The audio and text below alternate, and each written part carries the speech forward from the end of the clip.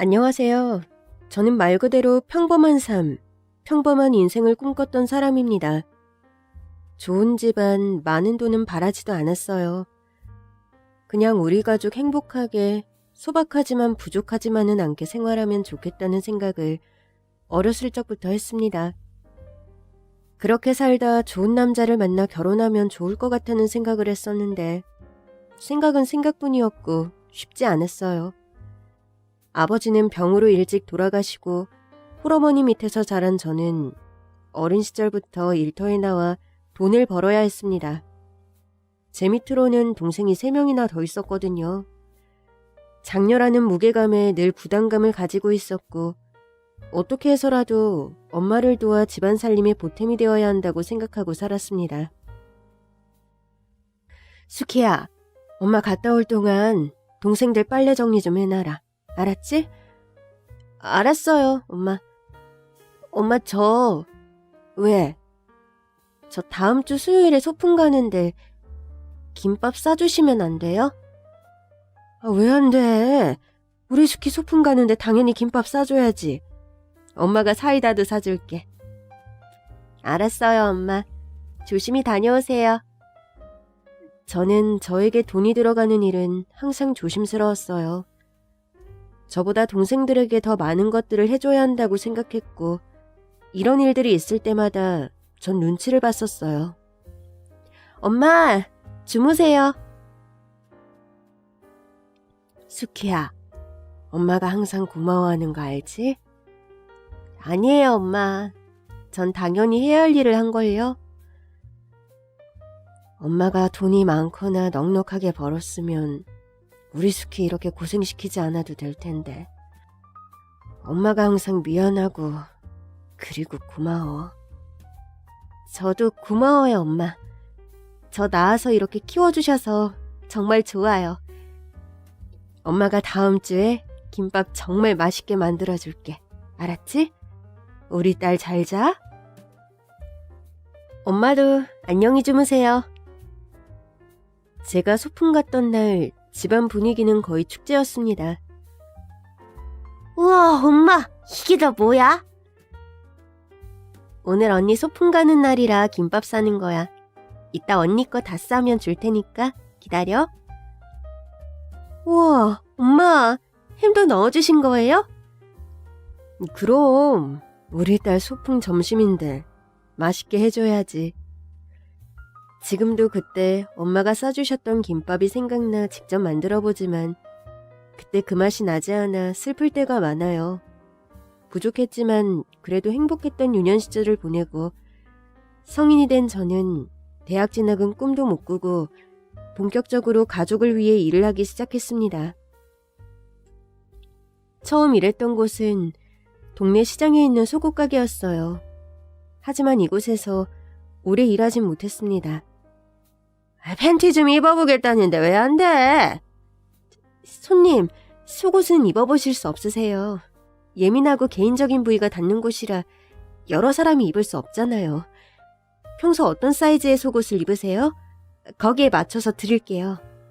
필요 없어. 사장 나오라 그래. 내가 입어보겠다는데 네가 무슨 상관이야. 사장도 아니면 서울인 게. 저리 안 꺼져? 일주일에 한 번 이상은 이런 진상 손님을 만나 너무 힘들었어요. 그리고 손님, 그 계산도 안 하고 가지고 가시면 어떡해요. 돈 내고 가셔야죠. 지금 도둑질 하시는 거예요? 너 지금 도둑질이라고 했니? 어디서 배워먹은 말버릇이야? 내가 언제 그냥 가져간다고 했어? 지금 돈 내려고 하잖아. 감히 나를 지금 도둑으로 물어? 제가 부르지 않았으면 손님 그냥 가려고 하셨잖아요. 그리고 저희는 비닐봉지나 쇼핑백에 드리는데 왜 그걸 가방에 그렇게 쑤셔서 넣어가세요? 누가 봐도 수상하잖아요. 빨리 돈 내세요. 안 그러면 경찰에 신고할 거예요? 더러워서 안 사. 훔치려고 했던 속옷을 제 얼굴에 던지고 가는 손님도 있었죠. 처음으로 사회생활을 시작한 저에겐 너무 힘듦의 연속이었어요. 그래서 저는 한 달도 안 돼 속옷 가게를 그만뒀습니다. 그리고 두 번째로 취직한 곳은 같은 시장 안에 있는 국밥집이었죠. 안녕히 가세요. 또 드시러 오세요. 손님이 오시면 상을 차려드리고 다 드신 손님이 가시면 상을 치우고 설거지하는 단순한 일. 소고가게처럼 말도 안 되는 걸로 고집 부리고 행패 부리는 사람이 없어 비교적 쉽게 일을 했습니다. 어서 오세요. 어제 드셨던 걸로 드릴까요? 네, 그렇게 해주세요. 오늘 깍두기 새로 했어요. 드셔보세요. 그리고 매일 같은 시간에 항상 찾아오는 남자 손님이 있었어요. 처음에 저도 음식점에 적응할 땐 어떤 손님이 뭘 좋아하고 또 어떤 손님은 뭘 싫어하는지, 어떤 손님이 단골인지 이런 걸 생각할 겨를이 없었는데 한 달, 두 달 지나니까 이제 일도 손에 있고 손님들의 얼굴도 익숙해지더라고요. 지금 저의 남편도 가게의 단골 손님 중 한 명이었어요. 어머, 오늘은 늦은 시간에 오셨네요? 이모, 국밥 한 그릇이요. 깍두기 많이. 소주도 한 병 주세요. 항상 오던 점심시간이 아닌 마감 직전에 찾아온 당시 손님이었던 남편은 무슨 일이 있는지 처음으로 술을 시켰어요. 잘은 모르지만 트럭을 끌고 다니는 걸 봤거든요. 운전 때문이라도 술을 전혀 안 마셨던 사람인데 술을 주문하니 무슨 일이 있나 걱정이 되더라고요. 안 시키던 술을 다 시키시네요? 무슨 일 있으세요? 어머니 몸이 안 좋으셔서요. 어머, 많이 편찮으세요? 저도 모르게 저와 사장님은 남편의 맞은편에 앉아 이야기를 들어주기 시작했습니다. 저는 남동생이 있어요. 남동생과 저는 홀어머니 밑에서 자랐죠. 아버지는 멀쩡한 적이 없어요. 늘 술에 취해 있었죠. 저와 동생, 어머니께 나쁜 짓을 하진 않았지만 그렇다고 좋은 아버지도 아니었죠. 그렇게 매일 술독에 빠져 살다가 교통사고로 돌아가셨어요. 그때부터 어머니는 안 하신 일이 없으실 정도로 일만 있으면 무슨 일이든 하셨죠. 저와 동생을 키우기 위해. 결국 그렇게 일만 하셨던 어머니는 지병으로 쓰러지셨고 그때부터 제가 집안의 가장 역할을 하면서 어머니와 동생을 돌보고 있어요. 그런데 어머니께서 요즘 많이 편찮으셔서 저도 마음이 좋지 않네요. 남편의 얘기를 듣고 있으니 그때의 제 처지도 돌아보게 되더라고요. 저 역시 동생들을 돌보기 위해 일찍부터 일을 시작했고 또 혼자 우리 사남매를 키우고 있는 어머니께 조금이라도 보탬이 되기 위해 이렇게 일을 시작했잖아요. 짠하면서 동지애가 느껴지더라고요. 아이고, 젊은 총각이 철이 일찍 들었네. 힘들지? 오늘은 돈 내지 말고 먹고 싶은 거 마음껏 먹고 가. 우리 수키도 소녀가장이나 마찬가지야. 둘이 비슷한 점도 많고 나이도 또래 같은데. 수키가 올해 20살이지? 총각은 몇 살이야? 저는 23입니다. 둘이 친구해. 서로를 이해해주고 마음 터놓고 얘기할 수 있는 친구 한 명 있으면 얼마나 좋아? 그렇게 얼떨결에 친구가 된 저와 남편은 많은 얘기를 하며 가까워졌고 저보다 더 어린 나이에 일을 시작한 남편 역시 안 해본 일이 없을 정도로 밤에 잠자는 시간만 빼고 깨어있는 시간 전부 일하는 데 썼다고 해요. 그렇게 가까워진 저와 남편은 국밥집 손님과 일하는 사람으로 만나 결국엔 결혼까지 결심하게 됐습니다. 나랑 결혼하면 당신 가족뿐 아니라 우리 가족도 돌봐야 돼. 힘들 것 같으면 지금이라도 못하겠다고 얘기해. 나 할 수 있어. 내 동생들 돌봤던 것처럼 당신 동생도 내 친동생이라고 생각하고 돌봐줄 거야. 그러니까 나 도망 안 가. 당신하고 결혼할 거야. 이듬해 저와 남편은 식은 올리지 않고 양가 어머님을 모시고 가 혼인신고를 했습니다. 그리고 2달 뒤 시어머니는 세상을 떠나셨어요. 평생을 고생만 하다간 우리 엄마 불쌍해서 어떡해, 여보. 좋은 옷 한번 못 입혀드렸는데 이제 효자 노릇 좀 하려는데 이렇게 가버리시면 나는 어떡하냐고.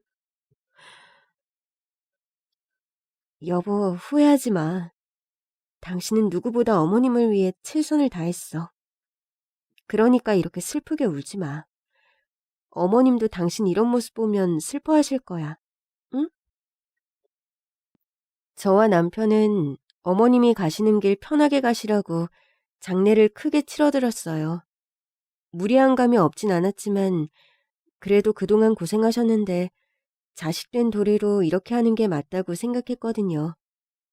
이제 남편에게 남은 가족은 남동생뿐이었습니다.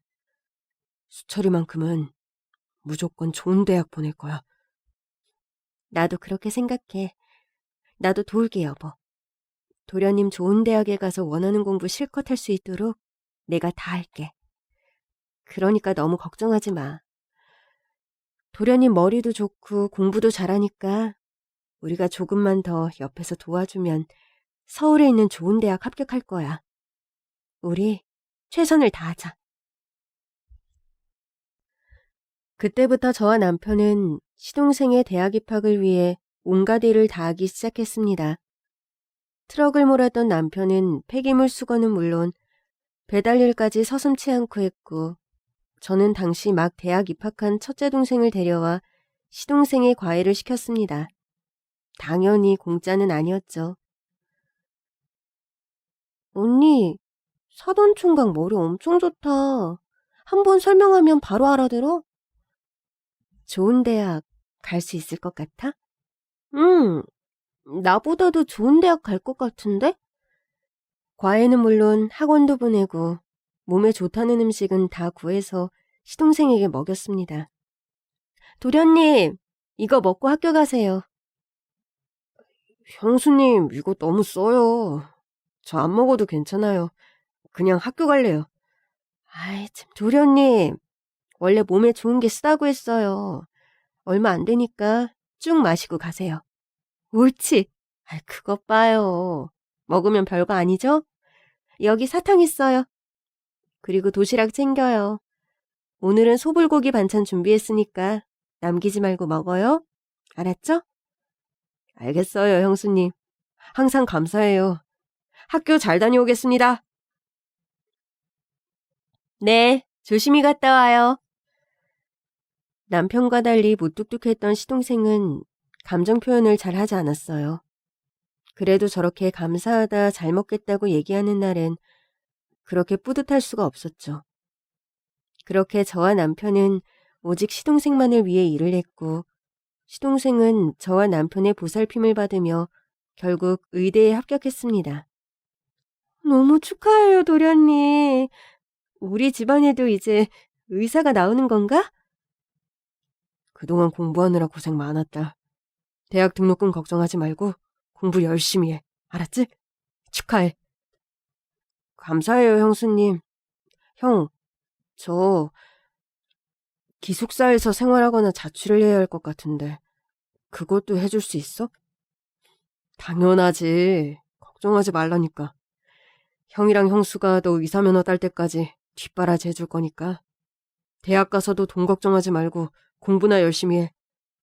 의대는 다른 단과대학보다 공부할 것도 많고 또 2년이나 더 공부해야 하는데 6년 내내 걱정 안 시킬 거니까 그렇게 알고 있어. 도련님, 이거 대학 입학 선물이에요. 아, 이거 무겁기만 하고 별론데. 네? 제가 도련님 대학 입학 선물로 노트북을 줬거든요. 그런데 뭐가 마음에 안 들었는지 받으려고 하지도 않고 투덜거리기만 하는 거예요. 왜? 마음에 안 들어? 네 형수가 너 입학 선물로 주는 건데 감사하게 받아야지. 아, 이건 무겁기만 하고 성능은 그저 그렇단 말이야. 저랑 같이 가서 사지 그러셨어요. 그럼 바꿔올까요? 됐어요. 제가 바꾸거나 그냥 쓸게요. 어쨌든 감사해요.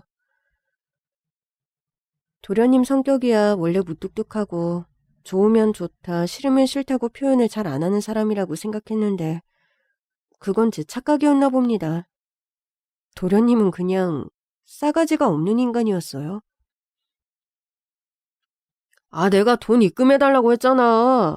왜 아직도 입금 안 했어? 내가 가게에서 얼마나 창피했는 줄 알아?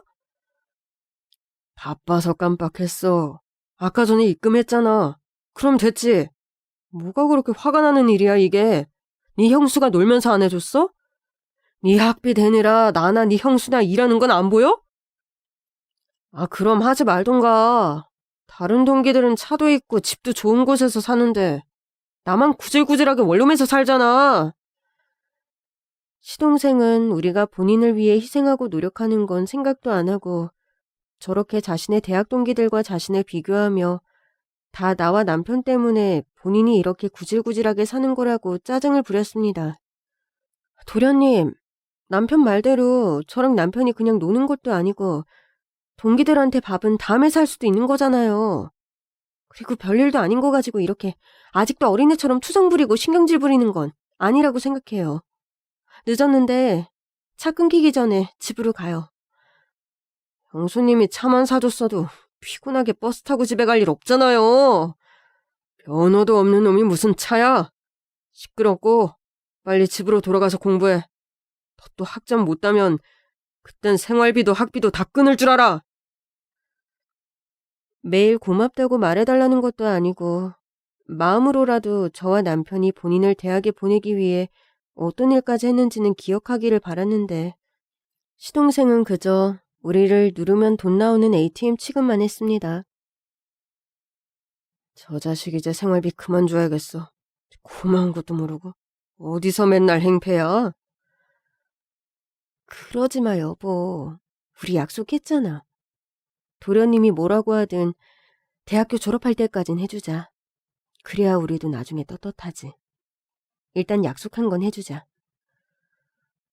저와 남편이 시동생을 위해 희생하고 여러 가지 일을 해야 하는 게 너무나 당연하다고 생각하는 시동생을 보면서 정말 힘들고 화도 났지만 시동생이 졸업할 때까지 참았습니다. 시동생과 한 약속도 있지만 이건 저와 한 약속도 되거든요. 저는 시동생뿐 아니라 제 친동생들까지 챙기느라 정말 허리가 휘는 줄 알았어요. 누나 미쳤어? 그럼 배은망덕한 놈한테 왜 계속 등록금이며 생활비며 주는데? 그냥 주지 말고 무시해. 이제 얼마 안 남았어. 나도 졸업하면 끝이야. 그렇게 저와 남편은 6년을 버텼고 시동생이 졸업한과 동시에 모든 지원을 끊었습니다. 그동안 괘씸해서 한 대 때리고 싶은 순간이 너무 많았거든요. 이젠 어떻게 살든 우리 알 바 아니었죠. 그리고 시동생이 군의관으로 가기 얼마 전 남편에게 결혼하고 싶은 여자가 있다며 연락이 왔습니다. 그렇게 돈돈거리더니 기어이 돈 많은 여자를 데려왔더라고요. 그런데 초록은 동색이라고 어디서 본인처럼 싸가지 없는 여자를 데려왔습니다. 두 분 다 배운 것도 없고 특별한 기술도 없다고 들었는데 용케도 저희 남편 등록금이랑 생활비는 해주셨네요. 그것도 능력이라면 능력이라죠 뭐. 안 그래 여보? 난 당연한 걸 받았을 뿐이야. 안 그래요 형수님? 네, 이제 서방님이라고 불러드려야겠네요. 결혼하시니까. 해드릴 만큼 해드렸으니 앞으로 남은 인생 어디 잘 살아보세요. 오해하지 마세요. 저 지금 덕담하는 거니까. 꼴도 보기 싫었지만 혼주석에 저와 남편이 앉아야 했기에 결혼하는 날까지 참자는 눈치였어요. 그렇게 결혼식을 올리고 한동안 안 보고 살다 시어머니 제삿날이 돼서야 두 사람을 다시 만났습니다. 형님, 대체 그 능력이 뭐예요? 무슨 능력? 배운 것도 없으면서 그렇게 돈 버는 능력이요. 나중에 아이 낳으면 너도 저렇게 해서라도 살라고 말해주려고요. 물론 제 자식이 못 배울 리는 없지만요. 동서, 싸가지 없는 것도 배워서 시집왔어? 말 가려서 해. 뚫린 입 더 뚫리기 싫으면. 뭐라고요? 어머님 제삿날이야. 시끄럽게 일 만들지 마. 다음엔 제삿날에 오지도 않더군요. 저와 남편도 일이 바빠 시어머님 계신 곳만 찾아가 인사만 드렸어요. 남편이 트럭을 몰면서 알게 된 인맥으로 중장비 대여 사업을 시작했는데 공사가 증가하면서 대박이 터졌거든요. 이게 이번 달 수입이라고? 진짜? 진짜 이거 다 우리 돈이야? 정말이야? 그렇다니까. 우리 이제 큰돈 들어갈 일도 없으니까 계속 돈 모아서 지금보다 더 넓은 집으로 이사 가자. 알았지? 당신 그동안 너무 고생 많았어. 내가 처남이랑 처제들도 잘 챙길게. 너무 걱정하지 마. 알았지? 정말 고마워, 여보. 이건 다 우리가, 특히 당신이 열심히 발로 뛰고 노력해서 얻은 성과야. 우리 너무 욕심부리지 말고 게으름 피우지 말고 열심히 살자. 알았지? 알았어, 여보. 이제 여보는 일하지 마. 내가 일 다 할게. 그렇게 남편의 중장비 대여 사업은 승승장구했고 동선에는 어디서 남편 사업이 잘 되고 있다는 소문을 들었는지 그렇게 배 아파하더군요. 아니, 의사 남편도 있고 본인 집은 부자라면서 우리 사업 잘 되는 게 뭐가 그리 부러울까요? 참나. 하지만 애석하게도 저와 남편의 행복은 오래가지 못했습니다. 말도 안 돼. 내 남편이 왜 죽어요? 그날따라 현장에 꼭 나가야 한다고 했던 남편은 결국 현장에서 집으로 돌아오지 못했습니다. 장비가 무너지며 그 밑에 깔린 남편은 저에게 마지막 말도 전하지 못하고 세상을 떠났습니다. 언니 정신 차려. 언니마저 무너지면 어떡해. 형부 갔다고 언니도 따라갈 거야? 어?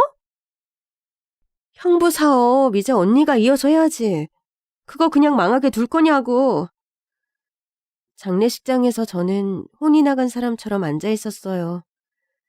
식당에서 만난 인연으로 결혼까지 한 우리인데 그 힘든 날도 서방님 때문에 속상했던 날들도 전부 남편이 있었기에 버틸 수 있었는데 이제 저는 누구를 의지하며 살아야 할지 너무 막막했습니다. 저는 사업에 대해서 모르는 게 많은데 남편이 잘 일군 것들을 제가 망하게 할까봐 너무 겁이 났습니다. 그런데 언니, 왜 형부 동생은 안 와? 본인 형이 죽었는데 나타나지도 않아? 진짜 미친 거 아니야?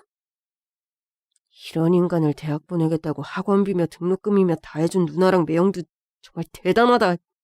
이게 인간이야? 인간 탈을 쓴 괴물들이지. 본인 형이 죽었다는데 오지도 않아. 누나, 이제 이 집안 사람들하고 엮이지 마. 아주 싸가지가 없어도 적당히 없어야지. 네, 서방님과 동서에게 연락했지만 두 사람은 장례가 끝날 때까지 얼굴 한번 비추지 않았어요. 저와 제 동생들은 남편을 보내주고 저는 며칠 동안 일어나지도 못했죠. 그런데 전화 한 통에 정신이 번쩍 들었습니다. 여기 은행인데요. 대출금 상환 때문에 전화드렸습니다. 대출이요? 저는 대출 받은 적이 없는데요. 강수원 씨 아내 되시는 분 아닌가요? 강수원 씨께서 5억 원을 대출하셨는데 이제 돌아가셨기 때문에 원금을 전부 상환하셔야 돼요. 남편이 5억이나 대출을 받았다고요? 대출금을 상환해야 한다고 연락 온 곳이 한두 곳이 아니었습니다.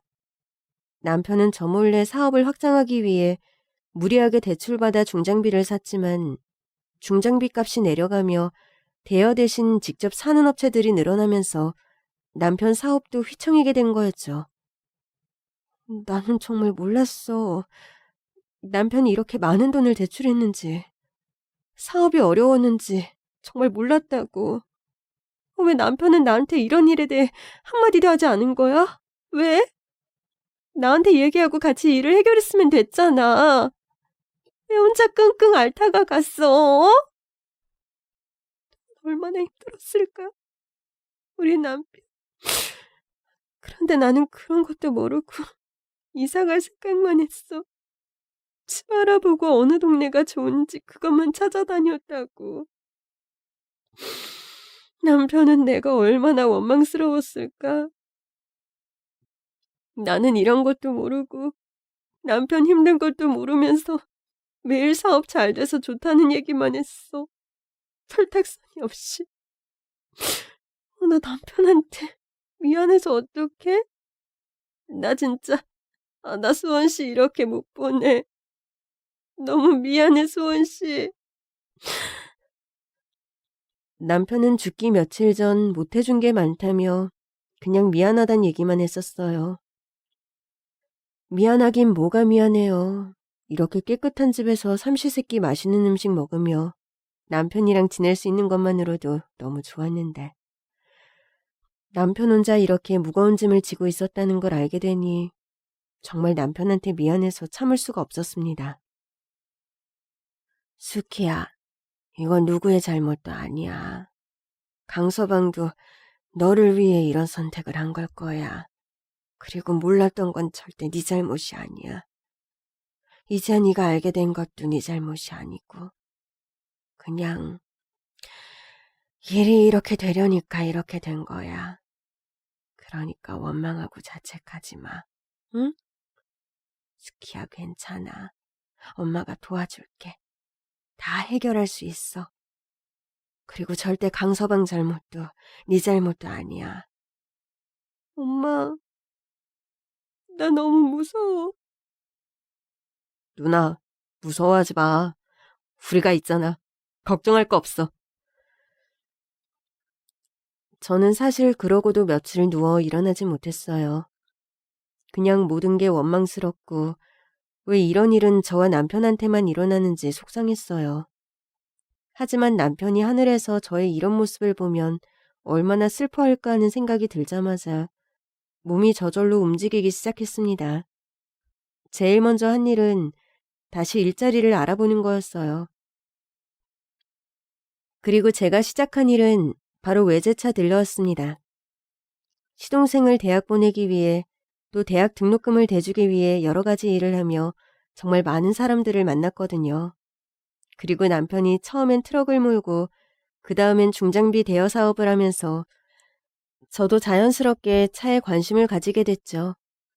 멋있고 예쁜 차 구경하는 걸 좋아했거든요. 이 기회에 인맥과 저의 취미를 살려 일을 해보는 건 어떨까 하는 생각이 머리를 스쳤고 그 길로 저는 외제차 판매업체를 찾아갔습니다. 고객님, 이 차는 현재 예약이 밀려서 6개월 정도는 기다리셔야 해요. 그럼 어떤 차를 가장 빨리 받을 수 있나요?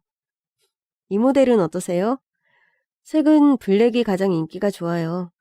풀옵션으로 하시면 3주 뒤에 받아보실 수 있습니다. 이 모델은 SUV는 아니지만 연비가 좋아서 인기가 좋아요. 꼭 SUV로 하고 싶으신데 빨리 받아보고 싶으시다면 이 브랜드의 차량도 좋아요. 이 모델은 특히 여성분이 좋아하시죠? 어떠세요? 차장님께서 추천해 주시는데 당연히 좋겠죠. 차장님 믿고 그럼 이 차량으로 계약할게요. 감사합니다. 처음엔 차 모양에만 관심이 있어서 차에 대해 배우느라 고생을 했어요. 하지만 저는 이를 악물고 공부에 매진했고 차츰 차에 대해 설명하는 데 익숙해졌습니다. 그날도 VIP 고객님을 만나 계약을 진행하고 있었어요. 이 고객님은 제가 승진할 수 있도록 정말 많이 도와주신 분이거든요. 정말 소중한 고객 중 한 분인데 고객님께서 호텔로 와주면 좋겠다고 해서 호텔 1층 카페에서 VIP 고객과 얘기를 나누고 있었습니다. 그런데 불청객이 찾아왔습니다. 어머, 형님, 오랜만이다. 형님은 여전히 몸으로 먹고 사세요? 5성급 호텔과 어울리지 않게 천박한 목소리로 일부러 큰 소리를 내는 동서. 한마디 하려는 찰나 동서의 얼굴이 반대편으로 완전히 돌아갔습니다. 이 정신 나간 게 지금 뭐라고 짓거리는 거야? 눈 깜짝할 사이에 고객님께서 동서의 뺨을 내리친 겁니다. 다시 한번 얘기해봐. 뭐가 어쩌고 어째? 몸으로 먹고 살아? 감히 우리 부장님한테 그딴 말을 짓거려? 몸으로 먹고 사는 건 너겠지. 반반한 얼굴 하나 믿고 유부남 꼬여내서 바람이나 피고 다니는 주제에 누가 누굴 보고 몸으로 먹고 산다는 거야? 다시 한번 말해봐. 말해보라고. 부장님? 아니, 당신은 이제 내가 누군지 기억났어? 어때? 우리 부부 사이 개판 만들어 놓고 네 남편은 안녕하시니? 얼마나 남편이 부족하게 했으면 그렇게 다른 남자까지 탐내. 당신은 적당히를 모르지? 저는 이게 무슨 상황인지 전혀 파악이 안 돼. 그저 눈만 멀뚱하게 뜨고 두 사람을 말릴 생각은 안 하고 쳐다보기만 했습니다. 고객님은 인정사정 봐주지 않고 동서를 말 그대로 패기 시작했어요. 맞는 와중에 동서는 지지 않고 본인이 할 말을 내뱉었습니다. 그건 내가 할 소리지. 당신이 얼마나 싫었으면 당신 남편이 한눈을 파랗겠어? 그런데 오늘 당신을 보니까 왜 그런지 알겠네. 당신 아주 사람 질리게 하는 구석이 있네. 이미 끝난 일 가지고 이렇게 뒤끝있게 구질구질하게 끌고 오면 어떤 남자가 좋아해? 그리고 어울릴 사람이 없어서 이렇게 천박하고 배운 것 없는 사람이랑 어울려? 역시 사람은 끼리끼리라니까.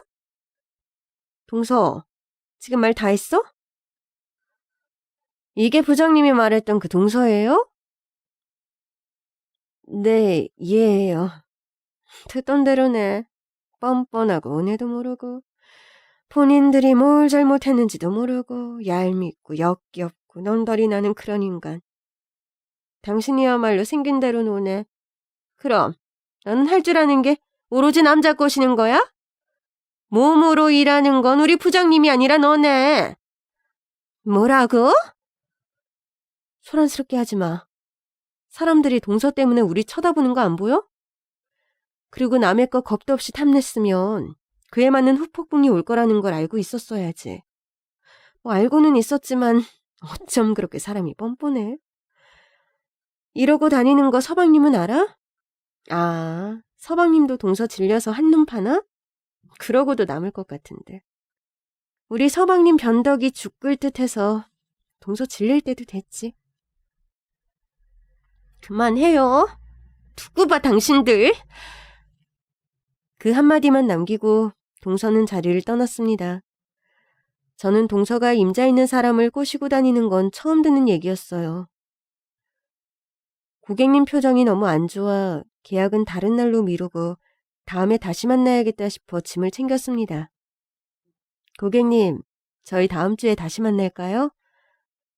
아니에요. 하던 거 계속해야죠. 그나저나 부장님 동서는 정말 인간이길 포기했나 보네요. 저렇게 아무렇지도 않게 부장님한테 말을 걸고 내 앞에서 저렇게 고개 뻣뻣하게 들고 난 잘못한 거 없다고 나오는 적반하장 태도에 정말 할 말이 없네요. 동서도 그렇고 서방님도 그렇고 사람들이 고마운 걸 몰라요. 자기들한테 잘해주는 건 당연하다고 생각하죠. 아마 동서가 저러고 다니는 것도 자기는 그래도 되는 사람이라고 생각해서 저러는 걸 거예요. 저러다 한번 크게 혼나죠. 부장님은 괜찮아요? 만나기 싫은 사람이잖아요. 괜찮아요. 덕분에 무슨 짓 하고 다니는지 너무 잘 알게 됐으니까요. 고객님, 그럼 이 모델 풀옵션으로 하시겠어요? 네, 계약금은 지금 바로 보낼게요. 항상 감사해요, 부장님. 아니에요. 고객님 덕분에 제가 지금 이 자리까지 올 수 있었는걸요? 정말 감사해요. 우여곡절이 많았던 외제차 딜러 생활이었어요. 처음엔 차가 예정보다 늦게 나와 고객들의 불만이 폭주한 적도 많았고 또 차에 대해 제대로 알지 못해 초반에 휘발유차를 경유차로 잘못 소개해 큰 낭패를 보기도 했었죠. 그런데 지금 VIP 고객을 만나 여러 사람을 소개받으며 외제차 딜러로서 제대로 자리를 잡았죠. 그렇게 고객님과 헤어지고 집으로 가는 길, 어딘가 익숙한 실루엣이 저희 집 앞에 서성거리고 있었습니다. 동서는 나보다 잘 배워서 그런지 뒷조사도 수준급이네? 우리 집은 어떻게 알고 또 찾아온 거야? 동서 정말 이런 불법적인 일 하고 다녀? 그런 거 아니에요. 그럼 내 집은 어떻게 알았는데? 다 아는 방법이 있다고요. 아까 맞아서 터진 입술 그대로 투덜거리는 게 너무 어이가 없었지만 일단 집으로 찾아온 사람을 돌려보낼 수 없어 집 근처 카페로 데려갔습니다. 왜 찾아온 거야? 더 맞고 싶어? 고객님 다시 불러줄까? 필요 없어요. 아까 맞은 곳 아직도 아프다고요. 가만 보면 동서는 매를 벌어. 아까도 죄송하다고 하고 갔으면 이런 일 없잖아.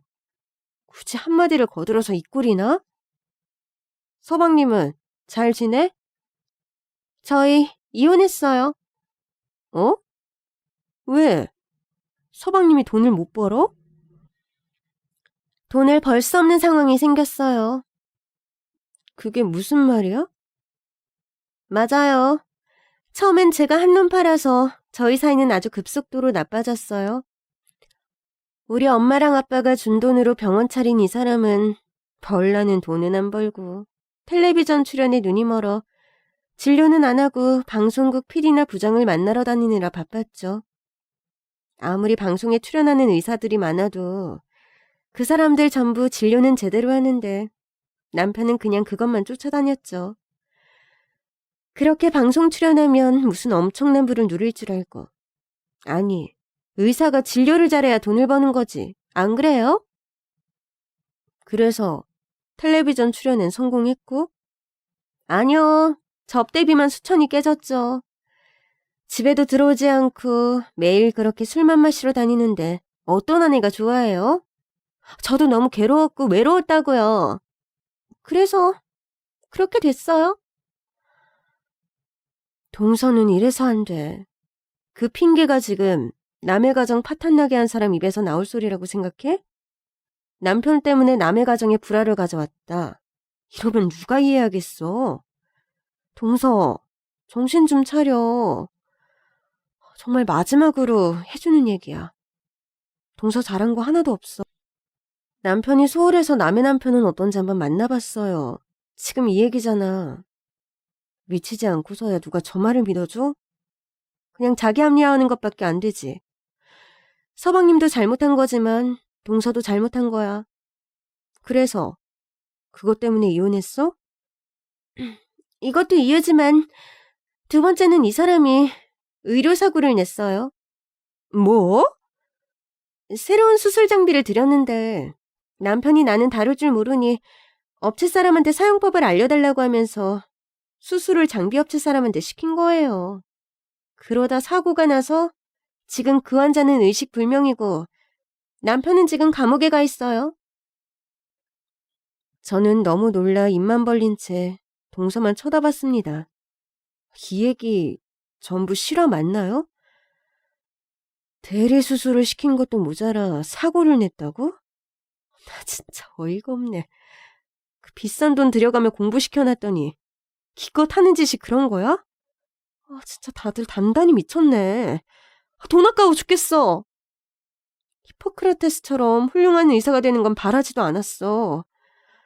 그래도 아파서 찾아오는 환자를 성심성의껏 진료하고 최선을 다해 치료하고 수술해야지. 그게 대체 뭐 하는 짓이야? 나랑 남편이 그런 짓이나 하라고 공부시켜놓은 줄 알아? 나 서방님한테 소송 걸 거야. 지금까지 본인한테 들어간 돈 다 뱉어내라고 할 거야. 너무 화가 나서 참을 수가 없었어요. 서방님은 의사 자격 미달이에요. 그런 일도 있고 해서 이혼했어요. 합의가 원만하게 이루어지지 않아 지금 저희 이혼 소송 중이에요. 둘 다 진짜 가지가지한다. 모자랬다고 소송이야. 피해 환자 가족들한텐 제대로 사과했어? 아마 그랬을 거예요. 그때는 저와 이 사람 별거 중이라서 저도 나중에 변호사한테 들은 얘기예요. 사과했겠죠. 그래도 지은 죄가 크니 감옥에 들어간 거고요. 맨날 밥 타령했는데 삼시세끼 꼬박꼬박 챙겨주는 곳 있으니까 좋을 거예요. 동서, 그런 농담 재미없어. 두 사람은 진짜 최악의 최악이야. 이 얘기하려고 우리 집으로 찾아온 거야? 그냥 형님이 저희 어떻게 사나 궁금해할 것 같아서요. 들으니까 어때요? 사실 내일 하느라 두 사람 그렇게 생각 많이 안 났어. 나 연봉 10억 넘는 외제차 딜러거든. 동서 말대로 내가 배운 게 없잖아. 그래서 자동차 공부를 열심히 했지? 그랬더니 어느새 내가 비싼 차를 제일 많이 파는 사람이 됐더라고. 남편이 진 빚 다 갚고 지금 보다시피 여기서 살아. 막내 동생하고. 제가 연봉이 10억이 넘는다는 소리를 하자 눈이 커다래지더니 누나를 굴리기 시작하더라고요. 어떻게 해야 나와 친해져서 내 덕을 볼 수 있을까? 그딴 생각이 나고 있었겠죠. 할 말 다 끝났어? 그럼 이제 일어나자. 나 30분 뒤에 고객님하고 통화해야 하거든. 형님, 가방 엄청 비싼 거네요? 이거 받으려고 1년 기다렸잖아. 그런데 동서는 돈 많은 집 딸인데 이런 건 많지 않아? 그만 말 시켜. 나 충분히 동서라 말 많이 했어. 솔직히 우리가 이렇게 마주보고 서로 안부 물으며 대화할 사이는 아니잖아? 그리고 돈 많은 집 딸께서 감히 이렇게 배운 것도 없는 사람과 오래 있으면 안 되지. 안 그래? 조심히 돌아가. 저는 뒤도 돌아보지 않고 카페를 나왔습니다. 그게 진짜야? 그럼 미친 의료사고를 냈다고? 그래서 지금 감옥에 있대. 진짜 어이가 없지 않아? 어떻게 사람 생명 다루는 사람이 그렇게 사람 생명을 우습게 생각해? 진짜 미치지 않고서야. 그런 짓을 할 수가 없지. 의사로서도 인간으로서도. 언니, 괜찮아? 응? 왜? 뭐가? 아니, 언니가 그렇게 몸바쳐 일해서 공부시킨 사람이 기껏 이런 인간이었는데. 혹시 후회되거나 그러지 않아? 후회는 안 돼. 나와 네 형부는 당시 해야 할 일을 했을 뿐이야. 그걸 받아먹고도 이런 짓을 한 서방님이 미친 거지. 솔직히 아까 지금까지 서방님한테 쓴 돈 다 돌려받고 싶은 생각 들었는데 그래서 뭐 하겠어. 이미 다 지난 일이고 나는 그때 내가 해야 할 일을 했을 뿐이야. 그걸 이런 식으로 갚는 서방님이 잘못된 거고. 우린 훌륭한 의사가 되려고 했지. 이렇게 환자 생명 우습게 생각하는 그런 의사 되려고 한 적 없어. 전부 서방님이 선택한 거야. 그렇잖아요. 의대를 선택한 것도 성형외과 의사가 된 것도 그런 사고를 친 것도 전부 서방님의 선택이죠. 저와 남편은 그 선택을 존중하고 도와줬을 뿐이에요. 씁쓸하긴 하지만 어쩔 수 없죠. 근데 정말 비슷한 사람끼리 만나나 봐. 형부 동생이나 부인이나 사람들이 진짜 뻔뻔하다. 한 명은 의료사고 내고 한 명은 결혼한 사람 꼬셔서 가정 파탄나게 만들고 그런데도 뭐가 잘못됐는지도 모르고 저러고 다니는 거 보면 얼굴이 대체 얼마나 두꺼운 거야? 오늘도 고객님이 너 때문에 우리 가정이 망했다고 하면서 막 때리는데 눈 하나 깜짝 안 하더라고. 그래서 생각했지. 이런 일이 많아서 이제 무뎌진 건가? 아니야. 그냥 아직도 자신이 뭘 잘못했는지 모르는 거야. 두고 봐라. 저렇게 뻔뻔하게 살다가 진짜 큰일 당한다? 그리고 얼마 후 정말 막내 동생 말처럼 동서에게 정말 큰일이 생겼습니다. 한숙희님 맞으시죠? 네, 그런데요. 김자영 씨와 어떤 관계십니까? 제 동서인데요. 병원으로 와주셔야 할 것 같습니다. 경찰과 전화를 끊고 병원으로 달려가니 동서는 하반신을 본인 힘으로 움직일 수 없는 반신불수가 됐습니다. 동서, 이게 대체 무슨 일이야? 한숙희님이십니까? 네, 그런데요. 잠깐 나와서 말씀 좀 나누시죠. 그리고 경찰이 전해준 얘기는 정말 상상을 초월했습니다. 김자영 씨는 모텔 5층에서 뛰어내려 다쳤고 저렇게 보다시피 반신불수가 됐습니다. 전 정말 이해할 수 없었어요. 동서가 왜 모텔에서 뛰어내려요? 그럴 일이 뭐가 있었다고. 김자영 씨는 당시 이미 결혼한 남성과 모텔에 같이 있었고 그 사실을 안 상대방 아내가 잡으러 오자 놀라 도망가다 막다른 골목에 다다르자 고민도 안 하고 뛰어내렸죠. 지금 그 아내는 김자영 씨를 상간녀라고 고소를 한 상황입니다. 그런데 왜 이 얘기를 저에게 하시는 거예요? 동서는 서방님과 진작에 이혼했고 저와 동서는 더 이상 가족이 아니에요. 부를 사람이 없냐고 물어보니 가족과 연을 끊은 지 오래라고 연락할 만한 사람이 한숙희 씨가 유일하다고 하더군요. 참, 어이가 없어서. 수사관님, 어떻게 생각하실지 모르겠지만 저는 이 일에 별로 관여하고 싶지 않아요. 동서가 저렇게 된 건 좀 불쌍하지만 그건 전부 동서가 자초한 일이에요. 동서가 이런 짓을 하고 다닌 게 하루 이틀도 아니고 별로 놀랍지도 않네요. 그렇다고 이렇게 반신불수가 될 줄은 몰랐는데. 그럼 간호할 사람도 없는 건가요? 안 그래도 하도 행패를 부려 지금 병원에서도 나갔으면 하는 눈치입니다. 아니 미친 건가? 무슨 행패를 부려요. 제가 들어가서 얘기해 볼게요. 그리고 거침없이 저는 동서가 있는 병실로 들어갔습니다. 동서, 진짜 제정신이야? 대체 무슨 짓을 하고 다니길래 히코리에서 나한테 연락하는 거야. 나 동서가 연락하는 거 하나도 반갑지 않다고. 왜 바쁜 사람을 오라가라야? 형님은 제가 이렇게 된 게 불쌍하지도 않으세요? 뭐가 불쌍해? 동서가 다 자초한 일이잖아. 내가 분명히 얘기했지. 이런 짓 그만하고 다니라고. 그런데 지금 동서 꼴을 봐. 이렇게 되려고 그렇게 나쁜 짓 하고 다닌 거야? 부모님 뵙기 부끄럽지도 않아? 그래요. 부모님은 이런 제가 부끄럽다고 만나주지도 않아요. 그냥 좋아하는 사람이 생긴 거고 그 사람이 유부남인지 저는 몰랐다고요. 그게 그렇게 제 잘못이에요? 속인 그 남자 잘못이지? 솔직히 말해볼까? 동서는 이미 전에 결혼한 걸 알고도 남자들을 만났잖아. 그 변명은 별로 설득력이 있지 않아. 물론 작정하고 속였다면 동서가 몰랐을 수도 있지. 그렇게 당당하면 왜 도망쳤어? 그 남자 부인 앞에서 떳떳했으면 도망도 안 갔을 거고 이런 꼴도 안 됐을 거잖아. 안 그래? 내 말이 틀렸어? 곧 이혼할 거고 별거 중이라고 했어요. 거의 이혼한 거나 마찬가지라고 했다고요. 정신 차려. 이혼할 거라고 했지 이혼한 건 아니잖아. 동서, 그렇게 머리가 나빠? 그래도 저 형님보다 많이 배웠어요. 저도 대학까지 나온 사람이라고요. 그게 무슨 소용이야. 동서는 이제 도와주는 사람이 없으면 화장실도 제대로 갈 수 없는 처진데. 어때?